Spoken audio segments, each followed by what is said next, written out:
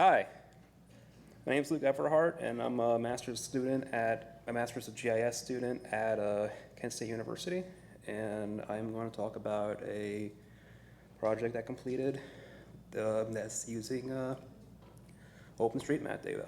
So this is called using LANDSAT and OSM to map urban heat impact. So we're going to get started. So first thing, definition of terms. We're talking about urban heat islands here. This is the idea of urban areas being more susceptible to heat, the effects of the sun, trapping heat in areas that don't contain vegetation, water, or any kind of shade features. Ultimately, these kind of areas are characterized by tall buildings, lots of pavement, a lot of open air. You feel it when you walk around.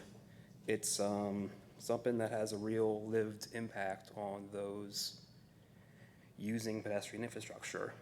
One of the ways we can map this is by measuring heat on the ground. And our best tool that we have to do this is satellite imagery. So first little bit to introduce us to this idea, we got the LANDSAT system of satellites that have been launched by NASA into the atmosphere for the past 50 years. LANDSAT 1 went up in 1973. You can see that guy on the right, and LANDSAT 9 is the most recent one that's been up since 2021. Every time we put up a new satellite, we have gotten more and more advanced sensors that give us better spectral resolution over different bandwidths of light. All of this data is accessible to the public on the USGS's Earth Explorer dashboard. Now, this is not going to be much news to anybody who works in remote sensing at all, but this is a very indispensable tool for anybody doing any kind of work like this. Now, land surface temperature is the metric we're looking for here. This is a measurement of the exact temperature or general temperature of what it's like on the ground in degrees Celsius that is derivable from satellite imagery through complex math. Thankfully, it's not that hard to figure out. Nice simple spreadsheet here, our chart describing how you actually get this stuff. So you need multiple bands of imagery to start out here and derive various metrics from each of those bands. And each part of this workflow here is another step in another piece of complicated math that you need to do to get yourself down to this last little bit, this actual land surface temperature metric. So how do we do this with OSM data? Well, OSM vector data is a very useful source of sidewalk data and all kinds of information that you yourself can add and we can use in any sort of capacity to start measuring things. You can use roster math and apply a temperature calculated from satellite imagery onto a OpenStreetMap way using this program that I developed.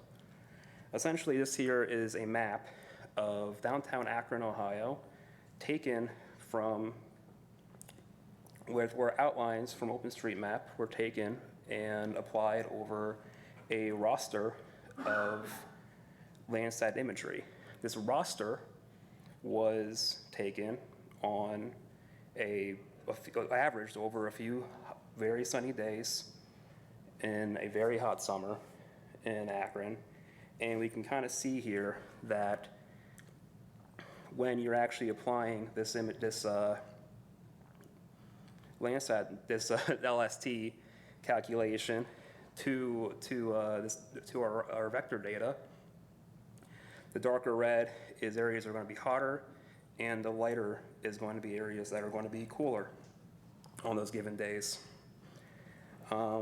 Basically, the output of this program is going to be a vector data set that you can use to analyze in any kind of way, shape, or form you can imagine, and QGIS are the likes. So, walking through how to kind of do this with this program, first thing you want to do is you want to go to Earth Explorer, the USGS's platform for getting Landsat imagery off the web for free. You want to go through and you want to pull out imagery, satellite imagery for essentially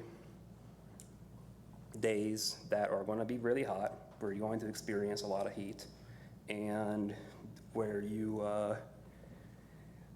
actually get the imagery that this is going to work with. So you want to look for images that are lower than 30% cloud coverage. You want to look for days within the summer, right? And you want to make sure you're getting the bands that are going to derive that Landsat imagery, that land surface temperature, with that chart that I showed you guys earlier. Then at the same time, you want to get OSM data. So best way to do that, Overpass Turbo. Get into the city that you want to do analysis on. I chose Madison, Wisconsin. And you can just export that as GeoJSON. Next, using my actual program, you can go through and do a simple calculation. You give it, or my terminal run up there is in the right.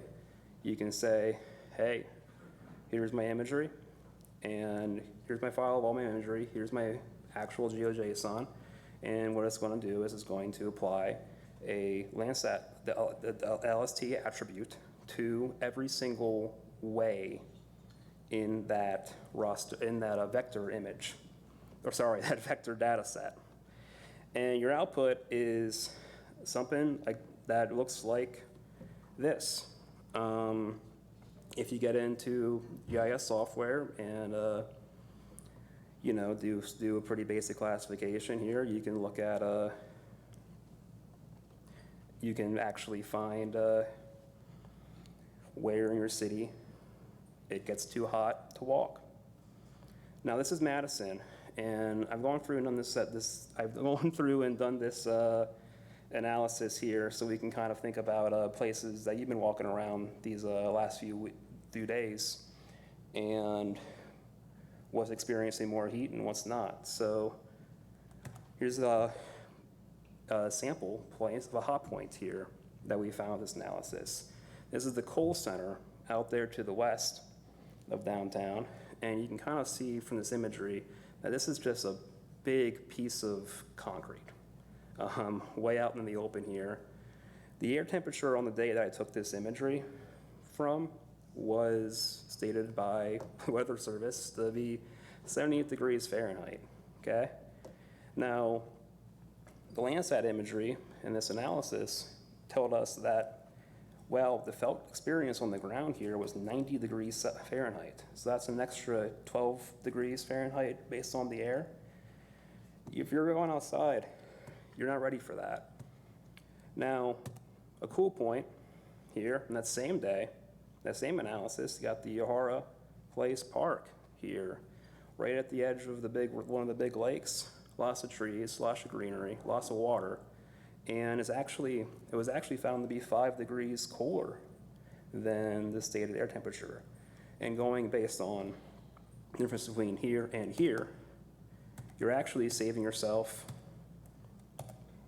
20 degrees Fahrenheit by being in a place with trees, water, shade, rather than being exposed. Here is another situation. This is a 6-lane giant road, very few trees. Well, there's young trees you can see. This point here was 10 degrees over, as at Ingersoll and Washington, the intersection there. And another cool point here, near Madison Park by the lake. So the kind of like idea here is that these areas are significantly hotter based on the lack of vegetation. And it has been shown that vegetation is actually the main correlation between losing, trapping heat and heat actually being absorbed and having that cooling effect that we want. Some of the limitations, though, for this analysis that I did is that one of the numbers that goes into this is actually having NVDI constants and needing to calculate that based on what imagery you have. That is difficult to do dynamically when it's image by image basis. And the actual computational cost of calculating an average LST value over an entire roster, over an entire set of OpenStreetMap ways. Ways I can improve upon that in the future would be doing a more like a cloud-based, like serve up the data that I want as I go and do it, as I ask for it, and try and generate that stuff dynamically. Next steps beyond that would be to extend the input to more things beyond just like ways. Ideally, I'd be able to do the analysis on other features such as like bus stops, benches, and buildings, stuff like that, and try to support more sources, more imagery sources other than simply this one set of LANDSAT data, and be able to hopefully move towards other sources like the ESA and the ISA or other kinds of LANDSAT projects. And that is it. That's all I got for you. So code is going to be here, and that's who I am. Luke Everhart. Ask me if you have any questions about any of this. Thank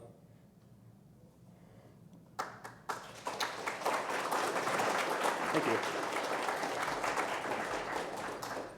Yeah, we have time for questions. Okay. Do we have them? Yeah, Amy. So is this accounted for in that flow chart you showed? The surface material make a difference? No, surface material isn't really a part of that equation. There are various,